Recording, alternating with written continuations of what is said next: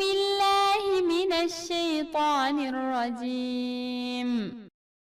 يا أيها الذين آمنوا لا ترفعوا أصواتكم فوق صوت النبي ولا تجهروا له بالقول كجهر بعضكم لبعض أن تحبط أعمالكم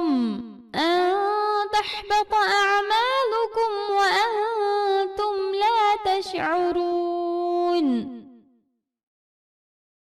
Ey Allah'a iman etqan va uning payg'ambariga ergashgan kishilar, payg'ambarga so'z qilgan chig'inglarda ovozinglarni payg'ambarning ovozidan yuqori qilmanglar.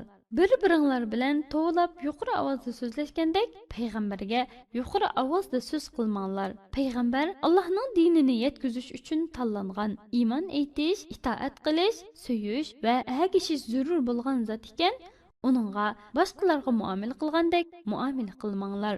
Bu sizlar tuymasdan va his qilmasdan amallaringlarning bekor bo'lib ketmasligi uchundir.